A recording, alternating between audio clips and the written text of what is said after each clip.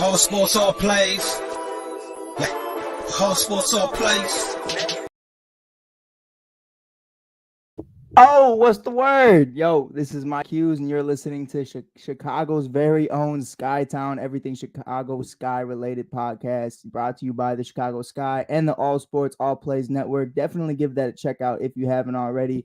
Underneath this Sky jersey right now, this Candace Parker jersey that was so perfectly fit to wear today. I'm rocking the ASAP Network hoodies. You know, obviously we're going to get a better look at it another time. And I'll definitely flex that for y'all. But with that being said, we're going to get right into it. This is our second episode of Skytown. We are brought to you by the Chicago Sky and the WNBA, which is just a complete honor. Again, I already went through my long spiel yesterday about how grateful I am for it, but that does not change anything. But to just keep us going with time, because I am currently also watching the Mavericks game right now.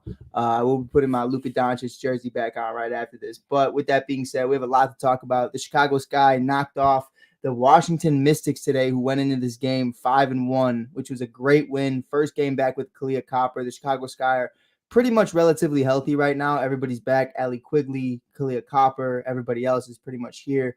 They won this game 82-73. You know, I got to talk to head coach James Wade, and we're going to have that interview for later on. We are obviously going to be released tomorrow after the press conference. But, you know, we just had a great conversation about that, and just about, for the first time in WNBA history, the Chicago Sky made noise. And as a whole team, you know, no team's ever done it. 3 finals MVPs on one team.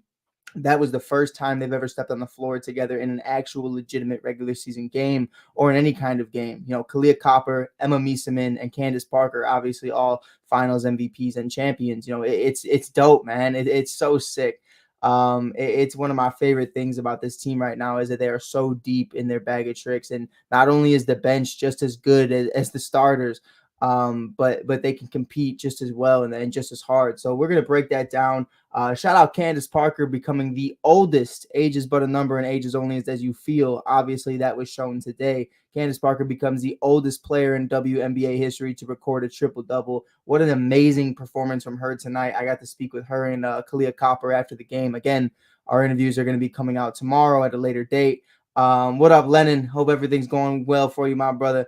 And I appreciate the love. Always appreciate the love. And there's my guy, Frankie. What a way to end my night. I mean, hey, Frankie, talking to you is always a blessing, bro. So it's nothing but love. I'll be on the morning show tomorrow. Definitely check out ASAP in the morning if you haven't already. If you're listening to Mike on the Mic right now on YouTube, or if you're just watching my live stream on my Facebook, definitely check out All Sports All Plays Network. Again, I'm going to continue to reiterate that. If you want to see me, Frankie, Lennon, and many other individuals who are very talented, talk more and more professional about sports than I do, definitely check out that sports network, because they do nothing but the best. But with that being said, we're going to get right into it. First of all, let's talk about the triple-double. I mean, Candace Parker, 16 points, 10 assists, and 13 rebounds in 30 minutes, and Courtney Vandersloot helping her out in the very end to be able to get that last bucket for a layup.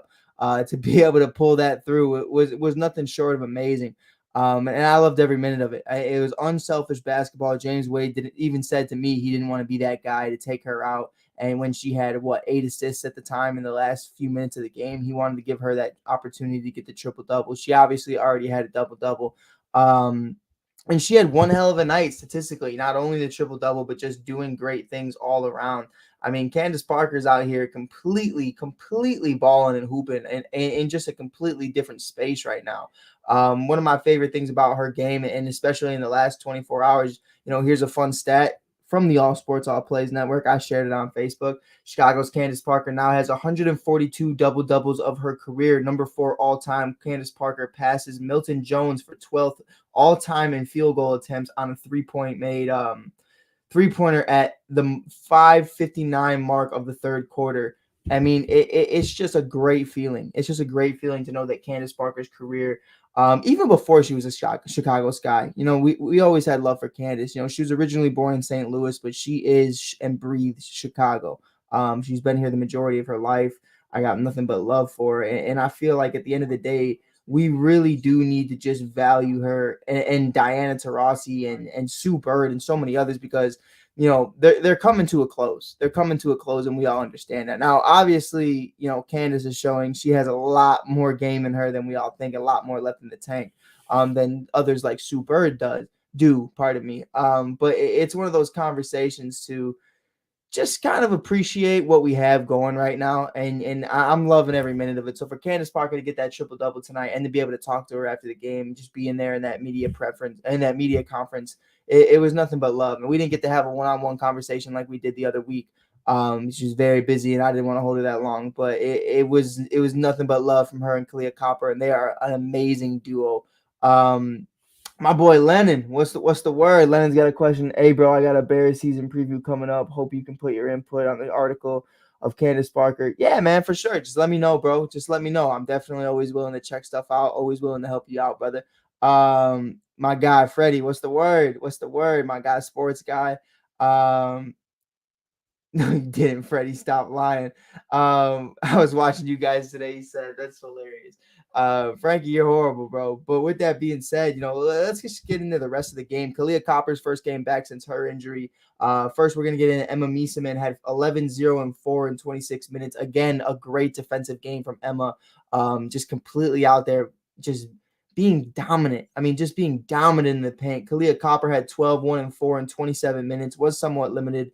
But I mean, she shot it very well. Courtney Vandersloot had 2, 6, and 5 and 21. Allie Quigley had 12, 2, and 4 and 31. Dana Evans 5, 3, and 3 and 19. Rebecca Gardner had 11, 1, and 3 and 22. Rebecca Gardner's she's getting that Roy. She's getting that Rookie of the Year treatment.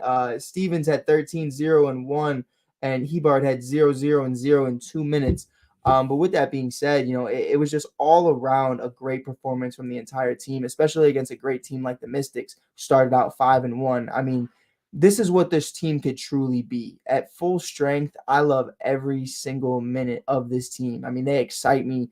They're even more promising than I feel like the team last year was. Bringing in Ruthie, bringing in Rebecca, bringing in Emma, obviously, via free agency, and bringing back the entire core for the most part. We lost Stephanie Dolson and Diamond DeShields, and that definitely does take a toll. But to replace them with Emma and to, obviously have Rebecca come in, everybody knows what Rebecca Gardner has been capable of. She's been doing it overseas for years. But it was just overall an amazing performance by the Chicago Sky today. And from the Mystics side of things, they didn't have a horrible game either. Atkins had 20 points. They went 23 and 3 in 30 minutes. Elena Delidon, one of my favorite Chicago Sky members to ever do it, the Italian Stallion, had 17, 2, and 7 and 33. I wish she could be a part of this team right now. I truly do. I love Emma, and I've had great conversations with Emma, and she's an amazing individual. But I've always been a Delidon fan. I'm Italian, she's Italian, got to rep it. And she does her thing. So, it's unfortunate that she's on the Mystics and she's not a part of the Chicago Sky anymore. But change is good. Change is good. So, I mean, she'll always have my heart. But, at the end of the day, they played one hell of a game. Austin had 14, 3, and 5 in 23 minutes. Burke had 9, 1, and 6 and 29.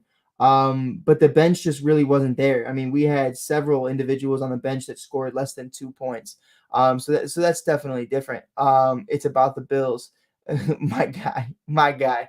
About the Bulls. My guy Frankie said he's got a sexy hot take for me tomorrow about the Bulls. So I'll definitely be there in the morning. Frankie, if you're there, I'm there, baby, any day. But back to it, I mean, the Mystics, man, I mean, they're a good team. They're a very well put team. They have a lot of experience on the team. They're very young. They're youthful, but I just feel like with the Chicago Sky right now, not only does the team gel so well together, but they're just all pretty much in their prime still. Candace Parker, obviously not in her prime, but still recording a triple double. It's kind of like a LeBron James type conversation.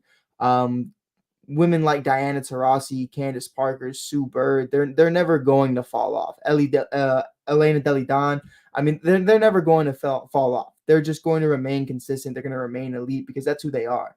If injuries, conflict with that, that's a different conversation. But for the most part, they're going to be a great fundamental basketball team. And to bring in Kahleah Copper, who is the future of this franchise, Dana Evans as well, really just revamping up her career. Courtney Vandersloot being one of the greatest three-point shooters of all time.